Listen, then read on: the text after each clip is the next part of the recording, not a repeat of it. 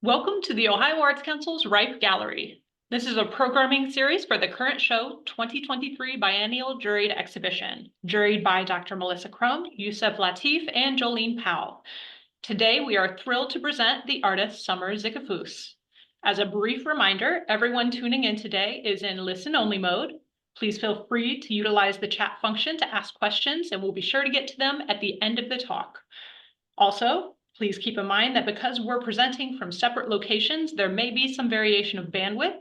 So if one of us freezes up or the sound fluctuates, thanks in advance for bearing with us. All right, thanks everyone, and welcome, Summer. Thank you very much. So I want to start off by thanking the jurors for this exhibition for their work in putting together such a lovely show. And thank you to the Ohio Arts Council for organizing these lectures and for supporting us, for supporting the artists of Ohio. So thank you all very much. And hi, everybody. It's nice to have you all here. So I'm going to tell you a little bit about my work, and I will end up kind of round off my talk with the piece that was included in the show. But leading up to that, I'll be talking about many of the things that have influenced the type of work that I do, and just tell you a little bit about my path as an artist. Oops. There we go. So this first image is of a field near my home in north central Iowa. I grew up on a farm in rural Iowa, and this image is a good visual kind of representation of this place where I grew up, but also all the imagery that has influenced my work. So there's a lot about this place that has had an impact on me as an artist. The culture of the rural Midwest is one element that shows up in my work really often, but also the space. I grew up in this part of the country where there are it's a lot of open space, a lot of cornfields and soybean fields, hog pens. I talk about this a little bit in my artist statement. So it feels in a way like maybe the way people feel that live near the ocean, where they're sort of looking out on this expanse of space and it feels sort of endless. That's kind of how the cornfields, soybean fields have always felt to me. So this openness of space, kind of a sparseness in a way, but an organization for sure. And square miles. So all of these elements of this landscape have had an impact on my work. And I often draw a visual contrast between interior and exterior spaces. And that juxtaposition of those two elements shows up very often in my work. So I spent all of my growing up years in Iowa and lived in Iowa all the way through my undergraduate time. I attended the University of Iowa, where I studied art history and studio art, focusing on ceramics. So that will become kind of evident as I talk to you a little more about my work. So I began doing pieces that I guess might fall into the category of performance art around the time that I was in graduate school, and have continued to include elements of performance in many projects. And that is even evident in the piece that was included in the show, but maybe not as directly. So it kind of makes sense to start with some of these examples to tell you a little bit about why I do work like this. So this piece was created when I lived in Indiana. I've lived when I left Iowa, the first place I moved was Ohio for one very short year, until I've returned, I don't know, maybe 14 years ago. But after that 1 year in Ohio, I lived in Florida for graduate school, and Indiana, Southern Indiana, and Wisconsin, and Texas. But these places of the Midwest, these fields, have shown up in my work in these performance pieces quite often. So this is a piece that I did when I was living in Indiana. And here I was drawing a connection between the sort of system of food production and the food products that we eat and their origin. So in this piece, I ate a bowl of cornflakes while sitting in this harvested cornfield.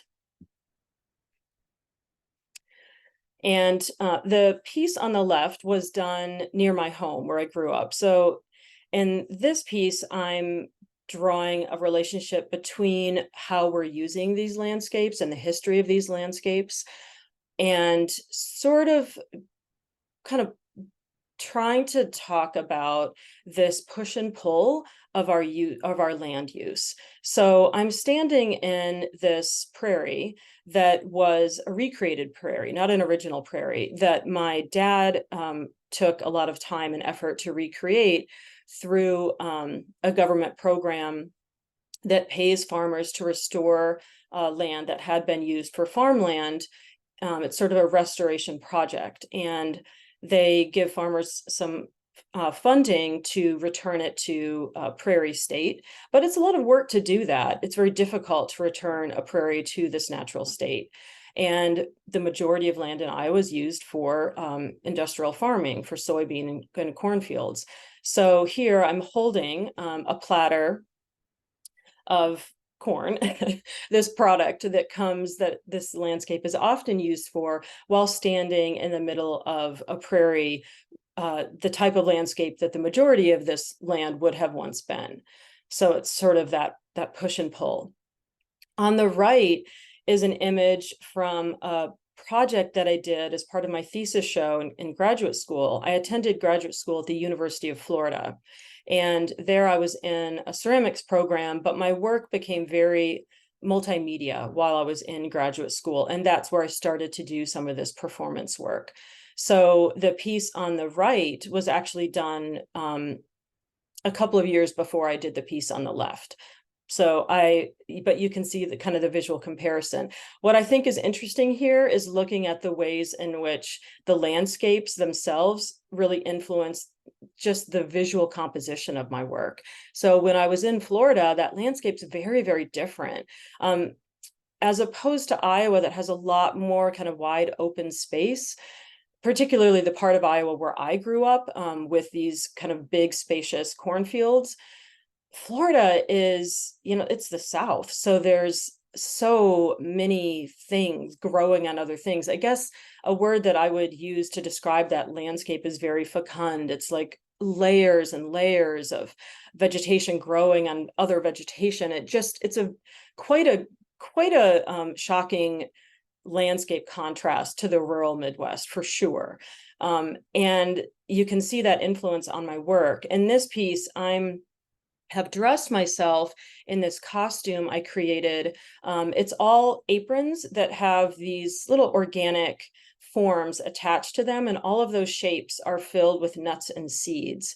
And so this is the beginning of a much longer project, but in this very beginning kind of performative part, I slowly kind of walk through the landscape, leaving all of these aprons within the landscape, sort of tied to trees. And then those little organic shapes filled with nuts and seeds would be obviously eaten by all the animals that would be interested in eating nuts and seeds. But this is the beginning of it. And I'm totally covered and layered, and you can see the reflection of the landscape and the composition of that piece. All of the aprons are made of feed sack fabric. So I'll tell you a little bit more about feed sack fabric and why I use it in my work. Feed sack fabric was originally just white, and it would be used to contain livestock feed. So if you go to the store to get some chicken feed, it would be in a cloth bag. Well, around the sort of 1930s, the makers of feed sacks would recognize that women were reusing this fabric to make aprons, things for their home, dish towels. It was as any other thing in the 1930s, it was going to be used and reused, and it was going to be a really efficient use of material. But because it was being used for clothing, they started printing it in patterns. And so you can see that, you can see kind of the history of that in its reuse within the home. And so my interest in the fabric was both in the patterning of it and the sort of the beauty of recognizing women were using it and then giving them patterns to make those things more beautiful, but also the connection between using it to contain animal feed and then being reused as things that would be within the domestic space. So aprons or house dresses. So in these images, you can see the progression of that project where I'm tying the aprons to trees.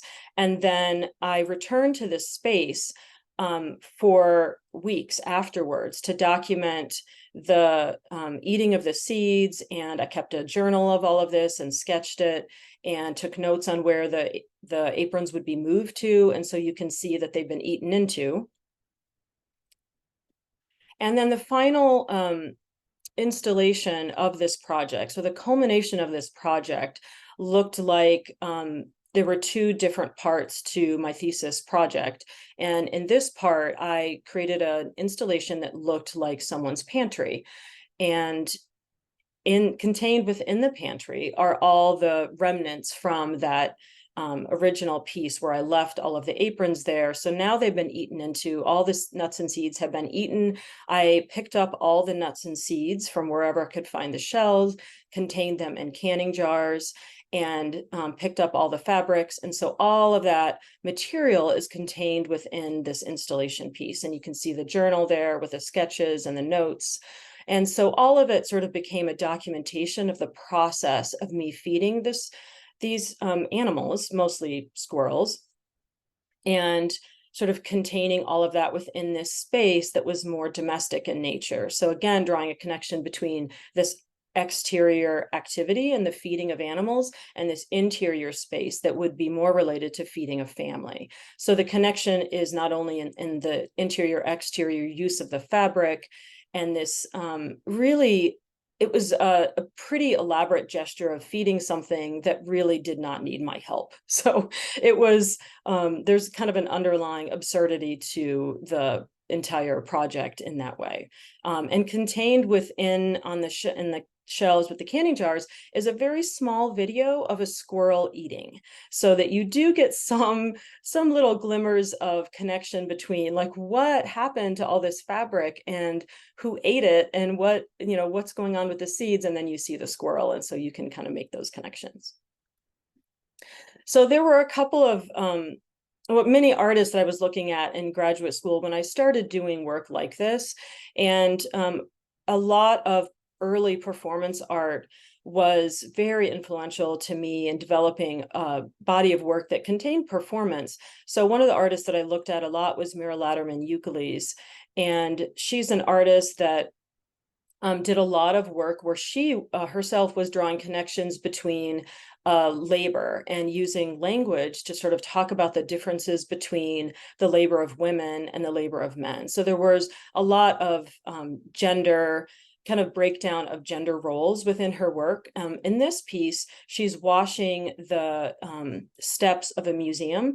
So this was a really seminal piece that just had a big impact on me in the use of your own body and sort of reclaiming the power of the female body, not as an objective subject in the work of art, but sort of the power of utilizing it in your own way through performance. And she here is drawing a relationship between her own labor and the maintenance, what that labor would be called, by the people employed, paid to clean the museum. And she's doing this labor for free, not being paid for it. So more similar to what women would be doing within the home and not being paid for it.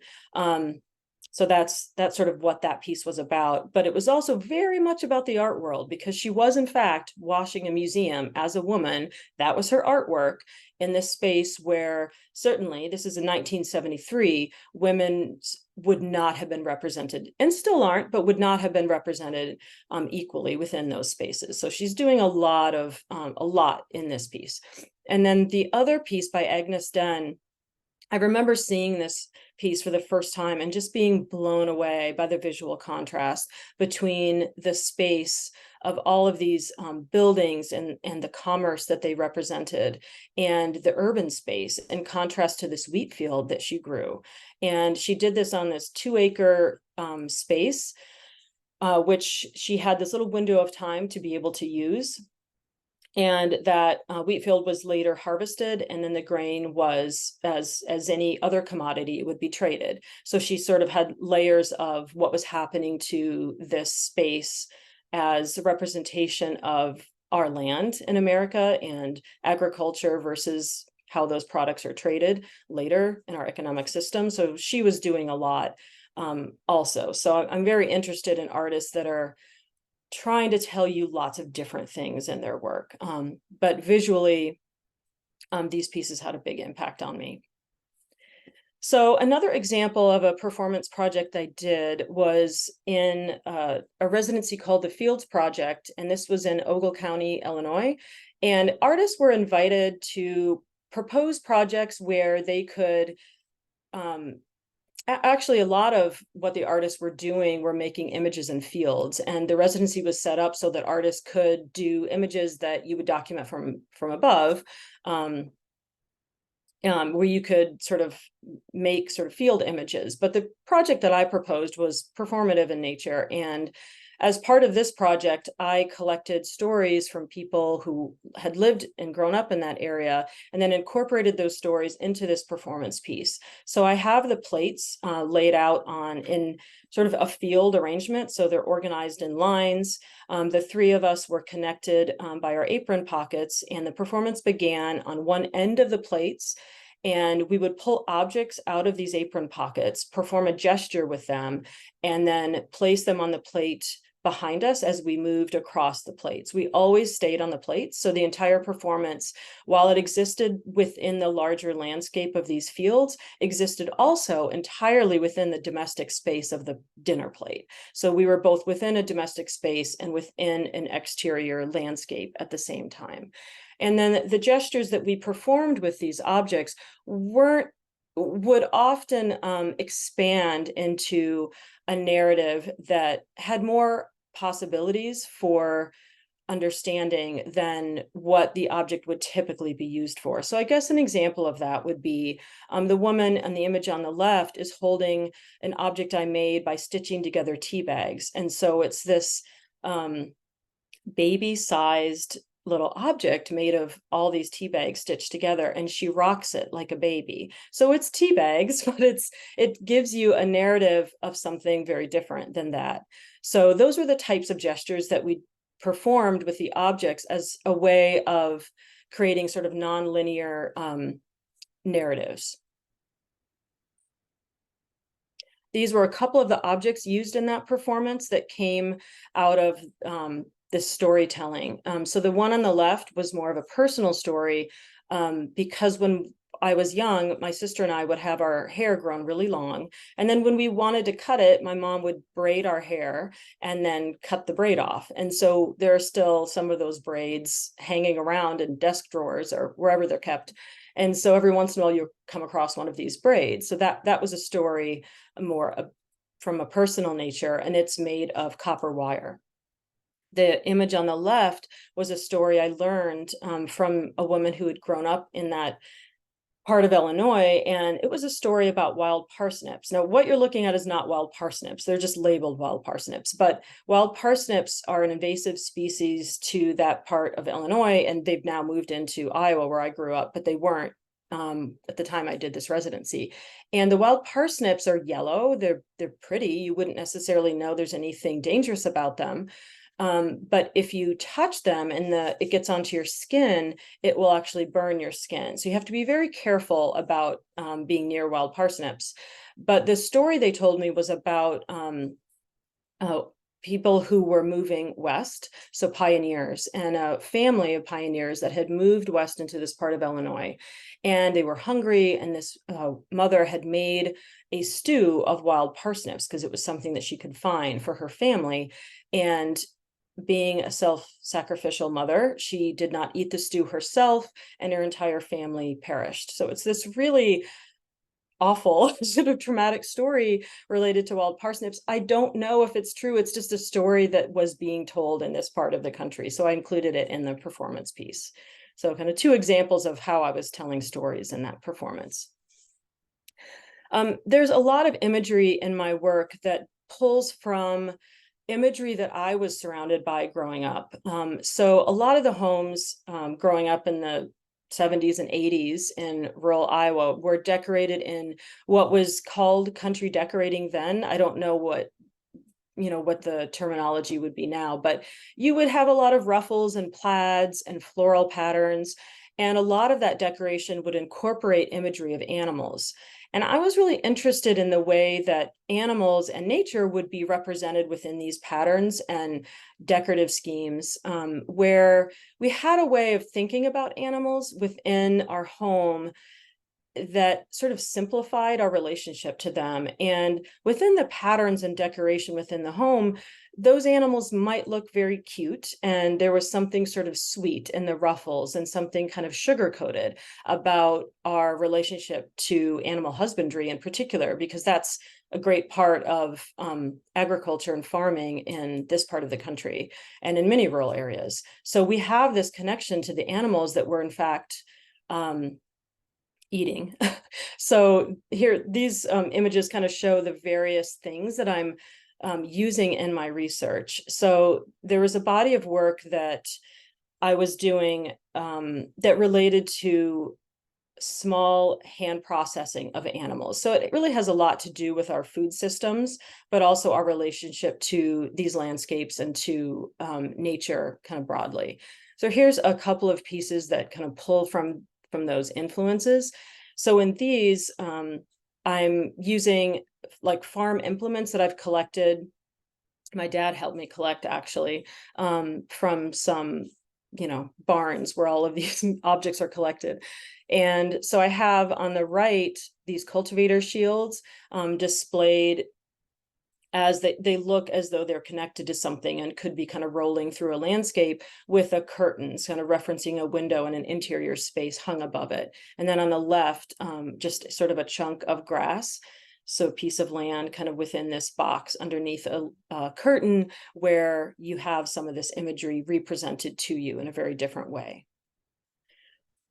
A couple of other examples utilizing some of these farm implements. So on the left, you have a rotary hoe wheel meant to look like it's sort of rolling through a domestic space. And the domestic space represented by all of these teacups. So these delicate porcelain objects, and then this metal kind of spiky object rolling through and over them. And then the circular saw blades kind of combining these two different imagery, sort of, and objects that had very different gender references. So a circular saw blade with a more masculine reference to woodworking and saws, and then the doily reference to a soft material, typically historically made by women and found within the home.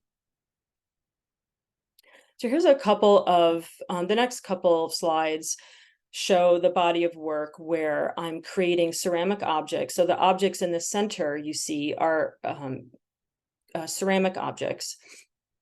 And it's interesting because I talked at the very beginning about having gone to school and studied ceramics, but you haven't seen a whole lot of ceramics that weren't just collected yet. So in this body of work, you can see some of the sculptures that I've made. So a good example of kind of the mixed media way that I work as an artist, where I have lots of different materials I'm working with, and ceramics is often one of them, but not always the only object. So the objects I'm making to replicate objects that are used within the hand processing or butchering of specific animals. So the one on the left is an object that's used in the hand processing of hogs. So you would use that object for, oh goodness. Okay. So I don't know if I should get into the gory details, but I guess maybe I'll shorten it to say hand processing of hogs. So I'm also creating wallpaper patterns, and these are screen printed patterns that I first create within Photoshop. So I'm taking, kind of combining images in Photoshop, creating the pattern, screen printing it, mounting it to wood. I'm then stitching the fabric border, the edges, sort of the ruffles that you see in all of these pieces, and then sculpting the ceramic object that becomes the centerpiece to this. And I'm interested in these particular objects because they're curious. They don't immediately tell you what their function is if you wouldn't have inside knowledge of them. So to me, they look somewhat familiar, but also kind of curious. And I like that ambiguity of them. And placed within this wallpaper pattern, it gives you a context for their use without telling you exactly what they're used for. And then the title does sort of the last little bit of maybe pointing you in the direction of what it's used for, with, again, not telling you the entire story. There's a couple other examples of those. So the one on the left would be used for processing deer, and the one on the right would be used processing sheep. So this next sculptural project, I've sort of many steps to it. So you can see that there's text on all of these cups. The cups are all collected. I do a lot of the collecting of ceramic objects just from thrift stores. So in the piece a few slides back with the rotary hoe wheel and the porcelain teacups, those were all collected teacups as well. So I've taken these teacups and placed text onto them. The text comes from women's diaries and journals, and they span over about 100 years, so late 19th century to the present. And I would just check these diaries out from the library, and I'd look through them and I would search for excerpts that I found to be particularly telling of women's experiences. So they might be humorous, they might be sort of jarring in their way of telling you something kind of tragic, but in a very kind of dry, matter-of-fact way. But all of the excerpts that I chose had something to do with these women's experience, which they were just kind of telling you or telling for them, keeping for themselves in their journals. I then, once I had all of these selected, I would ask women to transcribe them for me so that each excerpt would be written in personal handwriting. But I also have the connection between the person transcribing that excerpt and their connection to that piece of text, so that they felt connected to what they were transcribing. And then within the teacups are both natural materials I collected outside and materials that you would find within a kitchen. So again, kind of references to an exterior space and interior space. And then I've made the wooden shelves to present them so that they kind of look like little trays I'm holding out for you to present the teacups onto. So here you can see the materials and the text a little bit better.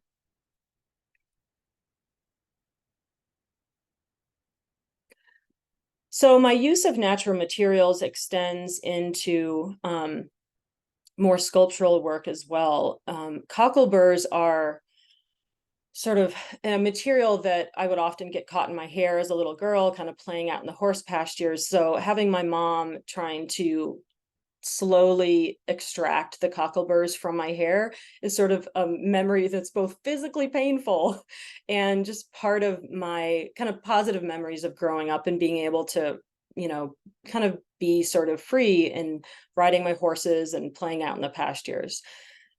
But cockleburs are an excellent sculptural material because they stick to themselves. They're Velcro. It's where Velcro came from, really, the inspiration for Velcro. So I can actually connect them to themselves and create this long chain. So the chain begins in another teacup, and on this teacup, I've taken an excerpt from my great-grandmother's journal where she's talking about walking with some friends out on her farm, and they're looking at some of their buildings, but she's talking about how the thistles are too thrifty. So she's really talking about these types of materials. And then I've created this chain of them that connects the cup to a barn pulley, to a hook, to a doorknob. So even the objects themselves could be found in either a barn or in your home. So the next few slides kind of leads into the piece that was included in this show. And it begins with this performance piece that I developed to take to a ceramic conference it's called NCECA. Some of you may have been to this conference, but I developed this piece to be presented within a presentation space that NCECA created for artists who wanted to do more interactive, participatory kind of performance pieces.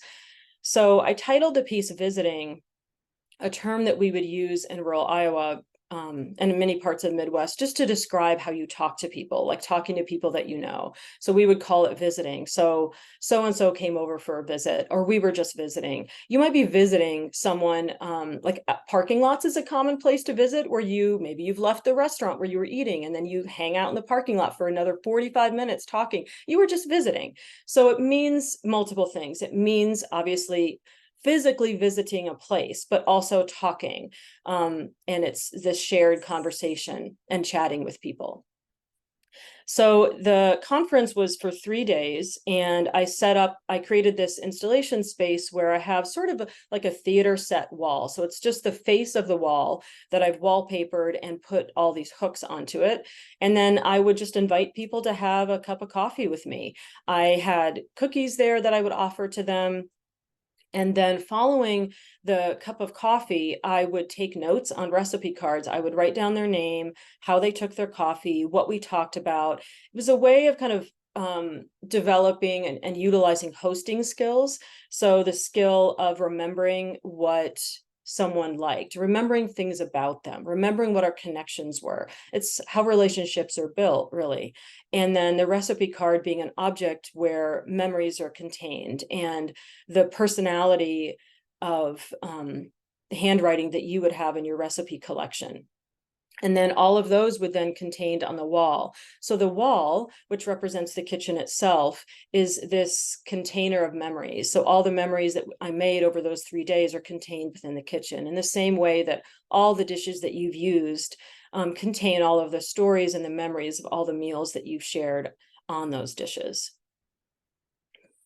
Here's some other images of some of those conversations, and you can see the way the wall starts to get filled up with teacups over the course of the 3 days.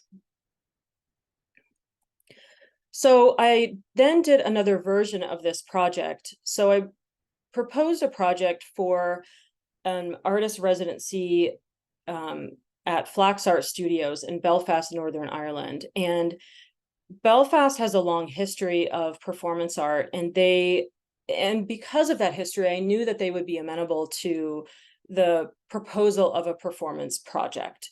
They were very interested within their international artist residency program, they're very interested in having artists engage with the history of the city. And at this time, I did this performance in 2010. At this time, they considered, and still do, considered the city of Belfast to be post-conflict, or Northern Ireland to be post-conflict. So post the Troubles, sort of reflecting the journey the city has taken to heal from the time of the Troubles.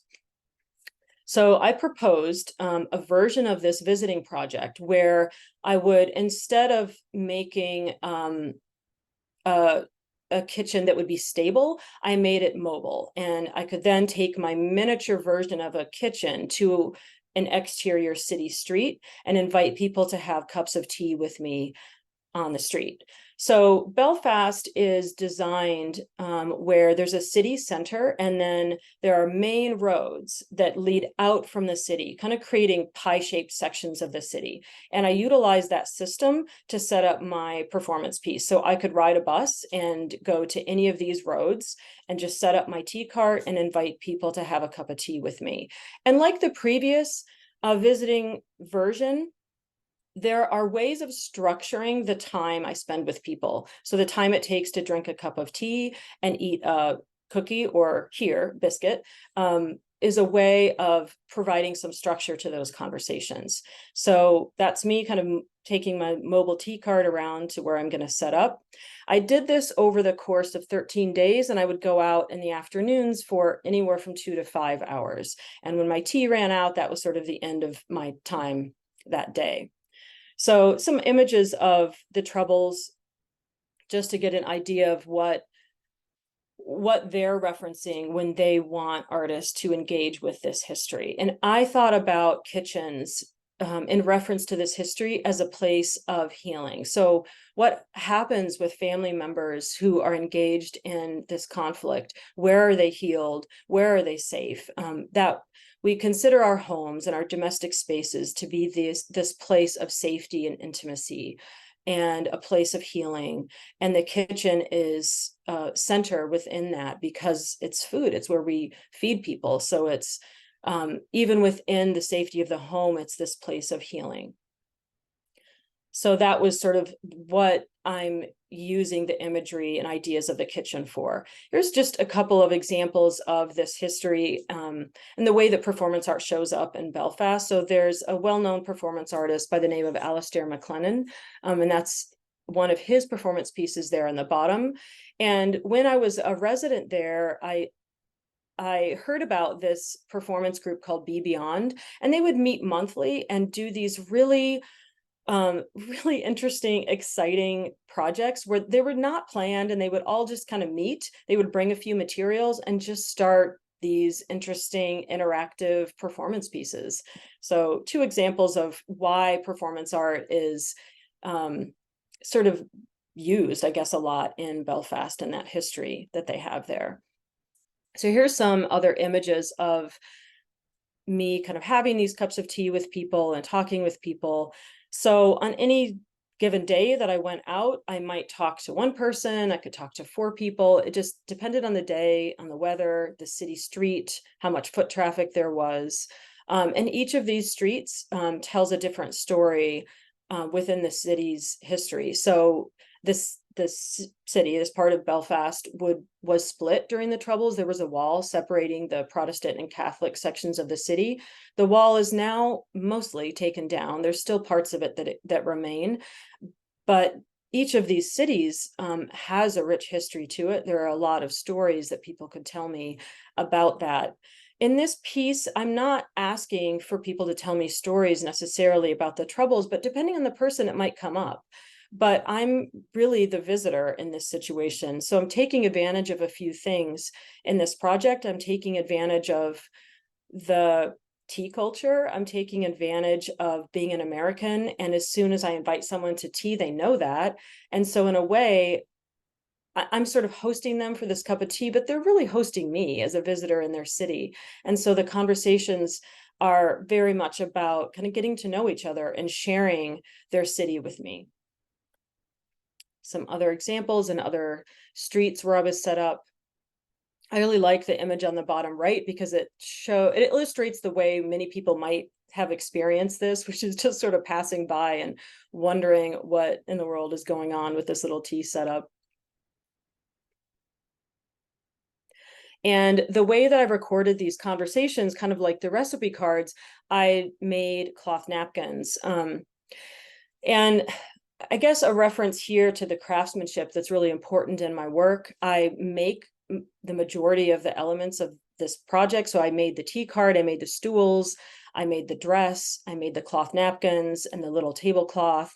And then I'm writing on the cloth napkins, the journal entries. So that's where I'm recording the names of people I had tea with, how they took their tea, what we talked about. And then those became the receptacle of the entire project. So none of the project, I didn't take the tea cart with me. I have the dress and the napkins as sort of what remains of that project. So it became the documentation of that project as well.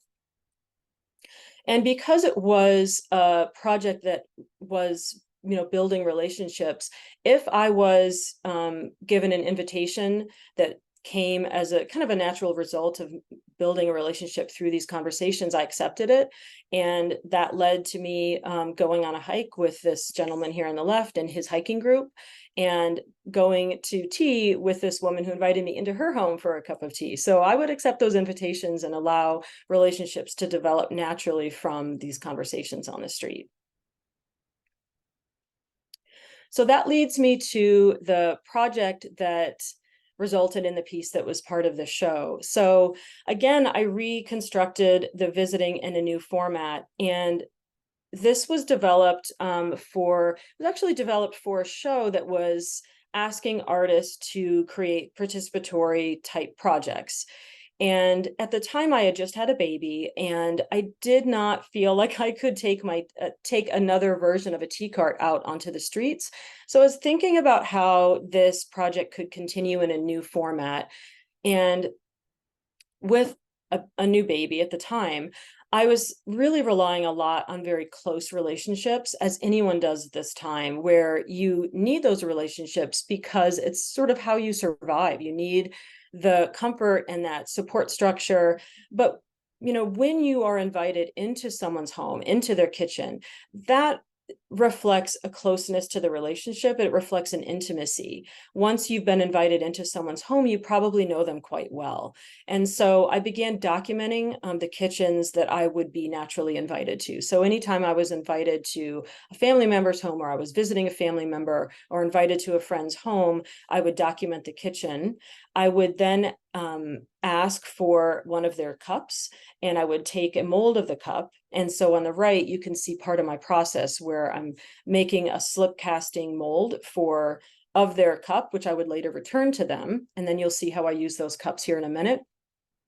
And then I later created journals after whatever the event was where I was visiting this person. So I would do the same thing I'd done in the other visiting projects and document what we talked about, who I was having a cup of tea with, what we ate, all of the things that I was documenting about those experiences. So those are some of the mini kitchens that I documented. And then this is the piece that was in the Ohio Arts Council's Juried show. And this is what I would visually present as a documentation of this version of the visiting project. And so I would have a photograph, which I then printed and mounted onto a wooden panel. And then I created these little wooden shelves where I would present the cup that I slip cast. And then within the cup, I have refired them with decals that have the notes from the journal, which reflect the kind of really the nature of our relationship. So whatever it is that we would naturally talk about is sort of how our friendship developed. So the visual reference that I have for the presentation of these pieces is from a Facebook page. So a Facebook page has this large image, and then in the far left or right corner is this smaller image. And so that's kind of the visual reference I have for the presentation of the teacup, with the journal kind of entry on the interior of the teacup. So on the bottom of this image are those sort of similar kind of ways of documenting the different various visiting projects and the versions of them, and within the teacup and the recipe card and the cloth napkin.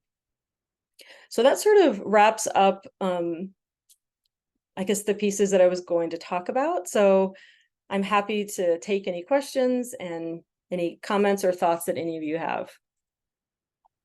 That's great. Thank you so much for that journey. So we do have a few questions. The first one is from Lyndon. She asks, how did you get started doing this art? So let's see. I'll answer the question about getting started incorporating some performance, because I'm not sure if that's what she means by this art, but I'm guessing maybe it has something to do with it. So I think the history of working with clay and ceramics is the way that I entered performance art. And it makes sense to me because ceramics is utilized within our home. Like, we all use ceramics. The majority of how we interact with ceramics is through functional objects. So it's through dishes. And the use of those objects is just natural. It's just how we go about our days. We eat off of dishes and we don't think anything about it, but that's active, and we activate those objects every time we use them. So while they are objects separate from our use, we really are activating them every single day. So it's the activation through use that was the little window for me to start thinking about performance art, because I was interested in the activation part, the way that objects become activated within our life and through daily use. And so the early performances that I was doing were really just including the activation of the object. They were including the way that we interact with them. And so often the performances that I was starting to do in graduate school were just me as part of the work activating objects. So just using an object and then making the using of the object the project in and of itself. And as my work has progressed, I don't always present the version of the work with that performance part. So this piece is this third version of the visiting series is a good example of that, where I'm not performing this for you, but the project was bigger than just the photograph you see. The project included, the having a cup of tea or coffee and eating with a friend in their kitchen or a family member in their kitchen. That's part of the project too, but the part that I'm presenting to you doesn't include that part anymore. So depending on the project, I may include a photograph that's documenting the performance or the engagement of the object, or it might not. I might just be showing you the documentation of it, maybe the objects that were used within that performance. So depending on the project, I present that element of it. I guess I don't know how I could explain exactly how I decide how to present them. Maybe it just depends on where I feel like the emphasis of the project needs to be. I hope that answered that question. That was great. And we have a question from Jolene. First, a comment that says, wonderful presentation, and thank you very much. She asked, what did you notice between visiting with strangers versus visiting with family and friends? And are there any differences or parallels in the stories or what was discussed? That's okay. So let me start with talking to strangers. So the other set of experiences that I feel like I pulled from in that project was waiting tables. So I waited tables for probably a decade of my life, starting in high school. And I would self-identify as more of an introvert, maybe, but there is this part of me where I know that I can perform. I know that I can pull from this particular skill set that I used starting when I waited tables, where I had to interact with strangers and be polite and host them. That's really a lot of what you're doing when you're waiting tables. So there's this skill set of polite conversation, introductions, meeting people for the first time. And of course, waiting tables gives you a particular structure to that, but that structure exists anytime you meet someone. There's formalities, and that way of inviting a stranger to have a cup of tea with me pulled on that particular skill set of, I can rely on formalities. I can rely on how we introduce ourselves, how we're polite to strangers, and they can decline my invitation, but I have framed it within the formality of an invitation. And so I can accept their decline of my invitation with the same degree of polite conversation that I asked them to have a cup of tea with me. And because I was having a conversation with a stranger, there were often formalities. So it's, who are you? Where are you from? Getting to know each other a little bit. And depending on where we were, so on the streets of Belfast, the conversations would often be about me visiting there. What do you want to share with me about your city? So that became the way that we could get to know each other. And when I'm having a cup of tea or coffee with a friend, it's relying on the history and the depth of that relationship. So we could be talking about any of the things that our friendship is built on. So in this piece, having tea with my friend Julia, and we met gardening. Our connection began with gardening, and we still talk about gardening all the time. We talk about food and what we're growing, and she'll show me things in her garden. And so if you look inside the cup, you'll see in the journal the nature of that friendship. You'll see us talking, me taking notes about our conversation, where we talked about kale and soup, and talked about a farm near where we live where you can purchase like organic turkeys. And so I think that you can get a sense of the depth of that relationship in the version of visiting where I'm talking with family and friends. So the presentation of the end of this particular piece, I think really resonated with the jurors in a variety of ways, but perhaps most significant was this unique way that you spanned the gap of our time of separation, right? So like the pandemic and how do we visit, and the fact that you used Facebook as kind of a layout there. And I'm really curious to understand with the images that you select for this. Like, so that image that you have of Julia that with the raking light that then casts into that bright cup, there's some design elements there.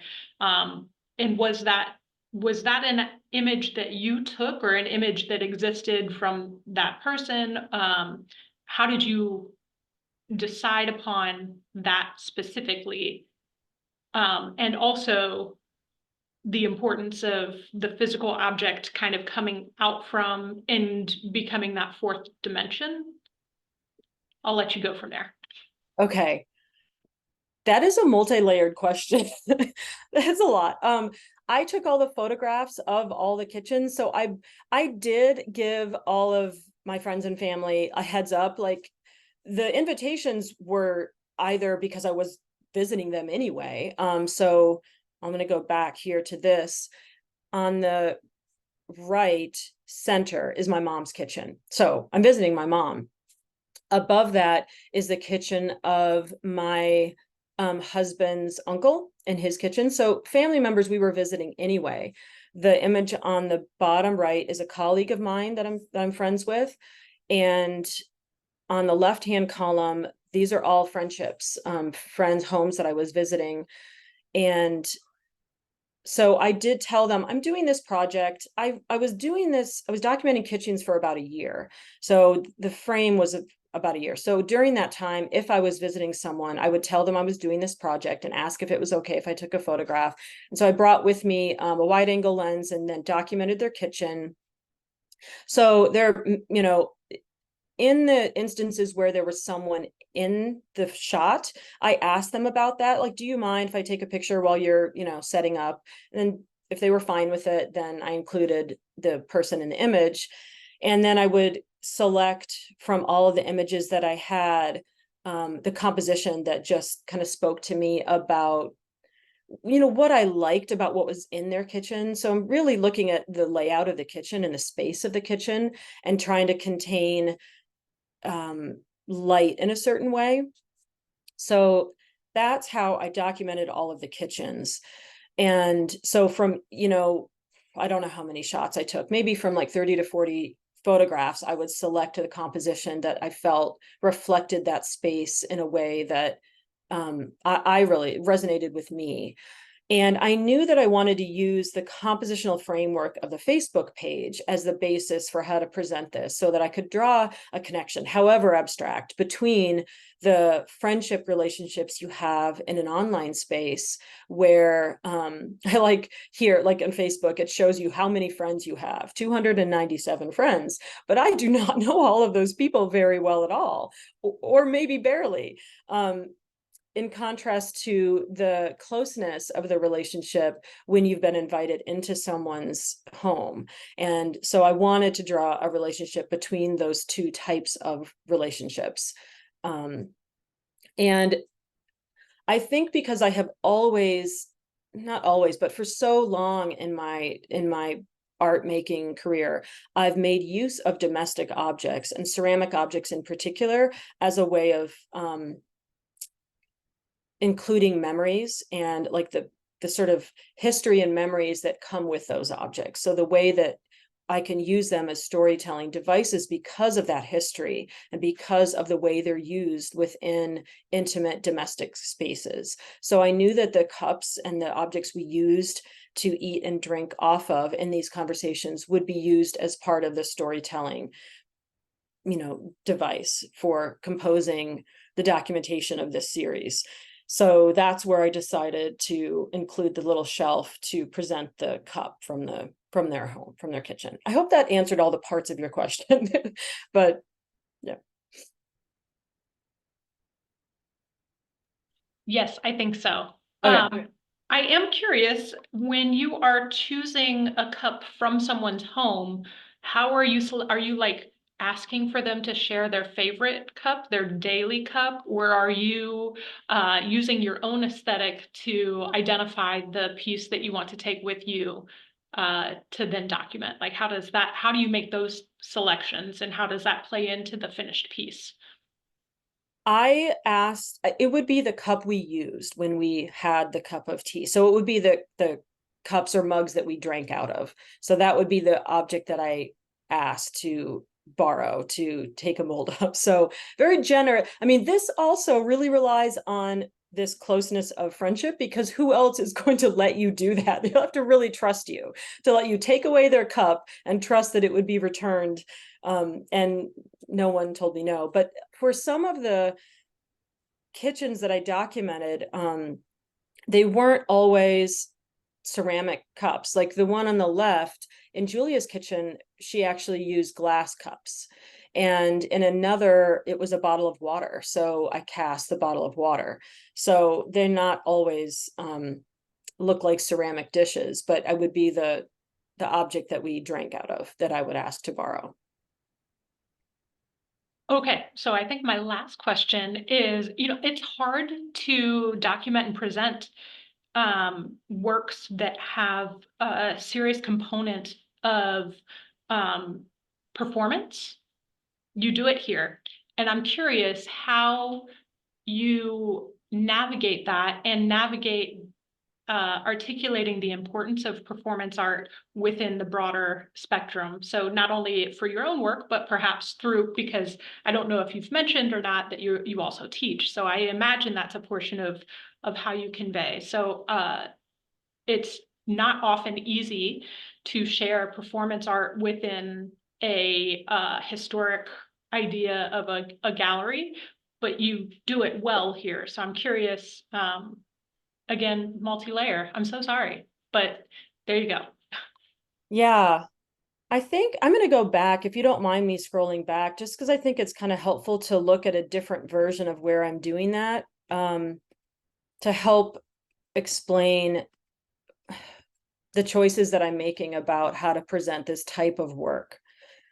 So here, I guess I'll use this one as an example. So I do have to plan ahead for many of these pieces. So for a project that I know is a very contained performance project, that's what this one was.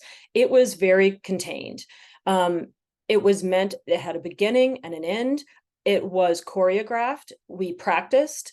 I had invited these two performers to perform with me. So we sort of did think of maybe like theater, I guess. Here I'm pulling from theater a little bit more, where there was a script, it was choreographed, there was a set, and we'd practiced. So we knew exactly how to move within this set, how to interact with each other. And then I planned ahead and knew that I would need a photographer to document this. And I would also need to explain to the photographer the way that I wanted this composed. So you have to do a lot as an artist to pre-plan what you're doing to document something like a performance art piece. So I did the same thing in the visiting project. I was performing for 13 days, but I didn't always have a photographer all of those days. So I think maybe 3 or 4 of those days, I had a photographer that I paid. So I hired a photographer to come with me on certain days, and they're professionals, so I trust that they know how to compose photographs, but I would also give them some framework to go by. Like, here's what I want included. I do want you to include enough of the street so that people will know where I am, and they'll see some of the streets of Belfast within the image. So I don't necessarily want you to zoom in on me and only see me. I want to see the street as an example of how I would plan the composition of that. And for something like this, I would explain to the photographer what I wanted included in the photograph and what I wanted those photographs to look like. So some of them are closer up of some of the kind of storytelling with the objects as we went through the performance. And keeping in mind that with performance art, you have to make a lot of choices about what you want to present later on. So whether or not you document it at all, in the history of performance art within kind of art history. So like within contemporary art, performance art is starting to show up 60s and 70s is around when you start to see performance art appearing. And so even looking at the history of how artists were making choices about performance art back then, one of the reasons performance art was attractive to artists then is that it countered the commodification of art, because it was difficult. Can you sell performance art? How do you sell it? Is it an art object? It brought up all of these really interesting questions for artists to grapple with. And that's one of the reasons it was attractive, because of its challenges. And it's never stopped being challenging. And so artists that do performance work still have to answer those same questions about, well, what is my art object here? Is it a photograph that documents the performance? Is it the materials and objects I used in the performance? And you can see that performance art might be presented using all of the answers that artists have found for themselves. So yes, I want it to be an art object, and therefore I will sell the materials used in the performance, or I could sell the photograph, or none of the above, and you never saw the performance unless you were there. So there's all different ways of kind of grappling with performance art as a medium. And I think that I've answered the questions of performance art in different ways, depending on where I wanted to emphasize, what I wanted to emphasize in the performance. Was it important that it was live? I'll go back even further. In this project, I did not want an audience. It was important that it was isolated and I was alone. So when I had it documented, I knew that I would use the photographs later. And so people could see elements of the performance beginnings of the project, but not that an audience would be there. It would have been inappropriate for this particular project that was quieter, and it was really me kind of isolated in this landscape. And sorry for the quick scrolling back through lots of images, but I think it's more helpful to see it. So here, where there was an audience, they just didn't know about it. So the audience is just people walking by, but I knew that that was needed. It was needed for this type of project. I hope that answers all of your questions. I'm not sure really if I can even fully answer the questions of performance art, other than to answer them within the project I'm working on. I think that's pretty excellent. And I think it, elasticizes the mind about how we can participate and or witness. I think it's really important to talk about the ephemerality of some work. I enjoy the idea of navigating those really unseen bits of labor. And I think, I think you absolutely answered all of those bits. And Esther made a comment that said, "Thank you so much, Summer. I continue to love your artwork. It's always contemplative, beautiful, and engaging." And I think that is a perfect note for us to leave it on. Thank you again so much, Summer, for your generosity of time and talent. Thank you all for joining us for this artist talk by Summer Zickefoose as a part of our programming for the 2023 Biennial Juried exhibition. I'd like to give a special thank you to the jurors, Dr. Melissa Crum, Yusef Latif, and Jolene Powell, and a big thank you to all of the participating artists, as well as the Ohio Arts Council's board, the Ohio legislature, and the governor who support the Ohio Arts Council, this great space, and of course, Ohio artists. Thank you so much, Summer. Take care. Bye-bye. Thank you, everybody. Bye.